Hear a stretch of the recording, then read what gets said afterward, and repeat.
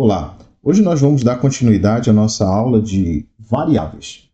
No vídeo anterior, nós construímos o exemplo que está aí na sua tela, onde nós apresentamos as variáveis do tipo string, int, double e boolean. Vale a pena, nesse momento inicial, destacar algo muito importante. A linguagem de programação Java, ela divide os tipos de variáveis, que também são chamados de tipos de dados, já que uma variável armazena um determinado dado em uma memória do computador, ok? Então, a linguagem de programação Java, ela divide as variáveis em dois conjuntos. Quais são esses conjuntos? Referência e primitivos. Vou colocar bem aqui. O que são esses conjuntos que eu acabei de colocar na tela para você? Referência e primitivos. Os tipos por referência, ao invés deles armazenarem os valores diretamente na memória do computador, como o próprio nome já diz, eles guardam uma referência, um endereço para um objeto. E os tipos mais comuns de variáveis por referência são o string, que você está vendo aqui na tela, objetos, arrays e classes. Legal? Nós vamos falar em momentos adiante com mais detalhe sobre os tipos por referência.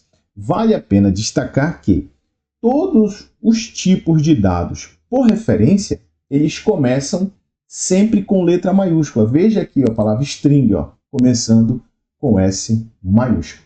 Bom? Aqui, os tipos primitivos, eles têm uma diferença muito importante no seu conceito com relação aos tipos por referência. Qual é essa diferença? É que os tipos de variáveis primitivos, eles armazenam os valores diretamente na memória do computador. Ok? Bem, e quais são esses tipos primitivos? São 8. Legal? Então nós temos 3, que nós falamos no vídeo anterior, e agora eu vou completar para você. Nós temos int, double e boolean. Então eu vou adicionar bem aqui embaixo. Quais são eles? Byte, short, long, float e char. Muito bem.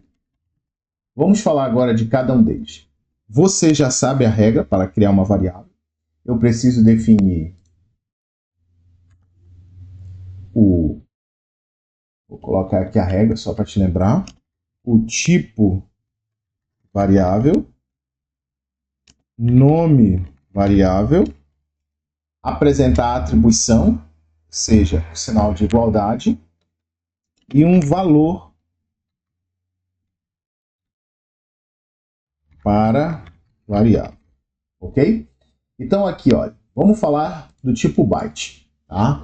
O que é o tipo byte? Ele armazena valores entre menos 128 e 127. Tá bom? Então, vamos criar uma variável do tipo byte. Por exemplo, já temos o tipo, que é byte, número mês, ok? É um nome, e aí eu vou fazer uma atribuição, olha, igual, e vou colocar um valor, um número de meses. Né? Ao final da declaração, sempre ponto e vírgula. Você já sabe que o número de meses nunca vai passar de 12, então não supera as limitações do tipo de variável byte. Quais são elas? Armazenar valores entre menos 128 e 127. Tá legal? E o que eu ganho fazendo isso? Colocando o tipo de variável certa, né? Lá no meu programa. Eu economizo memória e, obviamente, eu vou ganhar em desempenho. Então, short, qual é a diferença em relação aos outros tipos de variáveis, né? Os outros tipos de variáveis numéricas? É que ele vai armazenar valores entre menos 32.768 e 32.767. Então vamos construir aí para ilustrar o nosso exemplo. Então eu vou pegar aqui short, eu vou colocar aqui uma variável chamada dias do ano. E vou fazer uma atribuição que você já sabe que os dias do ano, aí 365 dias. Ao final da declaração sempre ponto e vírgula. E aí, ó, vou colar a nossa observação. Ele armazena valores entre menos 32.768 e 32.767. Perceba que o valor que nós colocamos aqui não supera este que é o escopo do tipo de dados. Tá legal? O tipo long, bem legal, ele é equivalente ao tipo int, ou seja, ele também armazena números inteiros. Tá? Então eu vou até colocar aqui, olha, o tipo long, eles são quase irmãos, armazena números inteiros.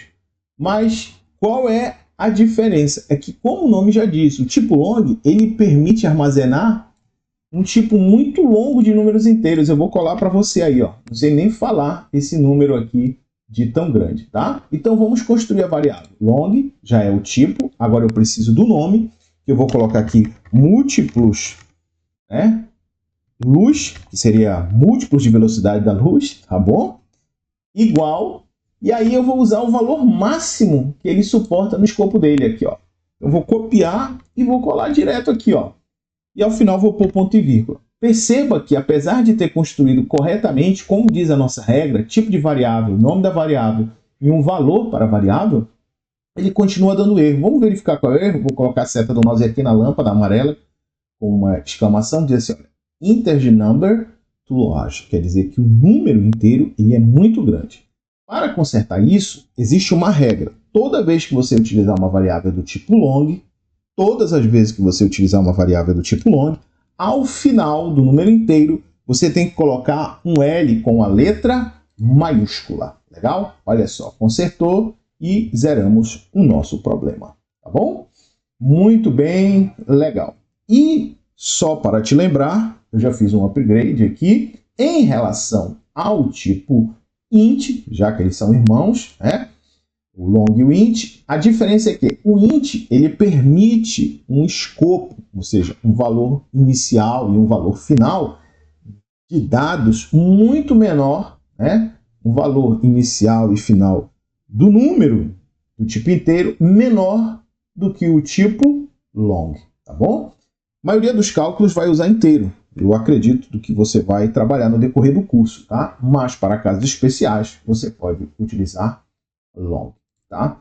Vamos finalizando, já vou falando do float. O float, ele é irmão também do double. Todos float e double permitem armazenar números com casas decimais, tá bom? Então, olha, vou colocar aqui, olha, float também, ó, armazenar números com casas decimais, tá bom? Só que, qual é a diferença? Ele armazena números decimais, tá?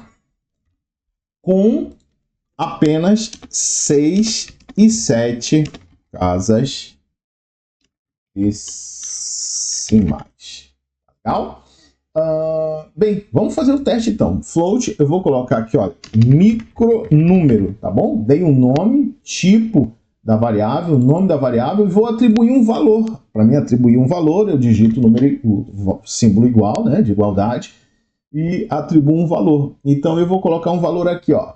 1, você já sabe que eu não uso vírgula, tá? No inglês, para casa decimal, eu ponho ponto. Aí eu vou digitar aqui com 7 casas decimais. Um número, ó. 9, 8, 7, 6, 5, 4, 3. Pronto. Estamos com 7 casas decimais. Ao final da declaração, ponto e vírgula. Perceba que ele está acusando um erro aqui, ó. Vou clicar aqui na lâmpada, passar a seta do mouse, me perdoe aqui na lâmpada, com exclamação. E ele já deu erro lá, ó. Incompatible tapes, quer dizer que o tipo de dado, o tipo de variável que a gente está colocando é incompatível com este número, né? Ele está falando de perda de conversão na hora que ele for representar o dado. Para isso, como é que eu resolvo? Todas as vezes que eu for utilizar um tipo de dado float, ao final eu tenho que colocar a letra F minúscula, que é para o sistema, o compilador, reconhecer o tipo de dados, ok? E, a partir de então, ele fazer aí a conversão correta, tá bom? E vamos lá ao nosso último tipo de dados primitivos, que é o char. Legal? O char, ele é usado para armazenar um único caractere. O string, ele armazena uma cadeia de caracteres, enquanto o char armazena um único valor, tá? De caractere. Então, eu tenho aqui o tipo char, vou colocar um nome para essa variável que nós vamos construir. Ó, o nome vai ser valor simples. Vou fazer uma atribuição, né? Atribuir um determinado valor para esta variável, igual, e aí eu vou colocar uma letra do alfabeto, W, tá? Vale destacar que eu só posso usar um único caractere, e esse caractere, ele tem que ter o quê? Ele tem que ser uma letra, uma vogal, como queira, né? Ou, se você estiver mais familiarizado, são valores ASCII 2, tá? E aí vai funcionar bem certinho. Mas, preste atenção lá. Eu coloquei o valor W e vou adicionar o ponto e vírgula ao final da declaração. Perceba que ele está com erro. Qual é o erro? Vou colocar aqui, ó.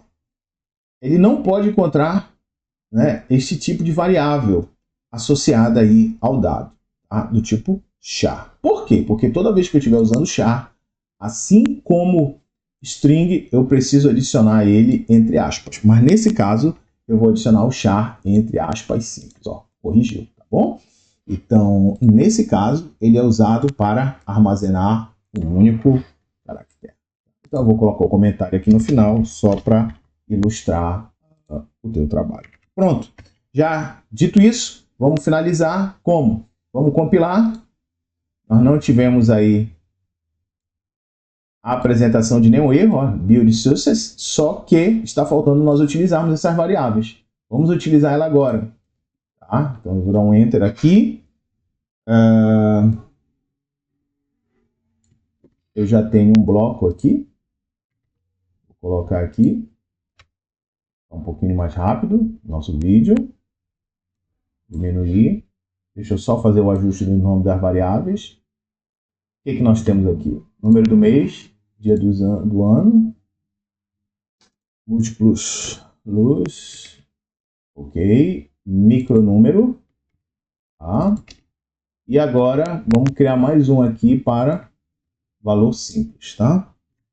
É bem fácil o nosso exemplo aqui, né? Bem simples, só para você exercitar aí, tá? Valor simples. Bom, deixa aqui em letra maiúscula. O que está acontecendo aqui? Só para te relembrar, eu tenho uma instrução em texto que está sendo unida pelo sinal de mais. Ele não está somando, ele está concatenando com o valor da variável. E aí, ó, eu vou compilar, tá, para executar e ver se vai dar certo. Já vimos aqui, olha, build success, e ele imprimiu tudo aquilo, né, que estava na memória, né, lá, as variáveis. Bom? Vou só ilustrar aqui para você. Pronto, o nome e as variáveis. Tá bom? Muito obrigado. Até o nosso próximo vídeo.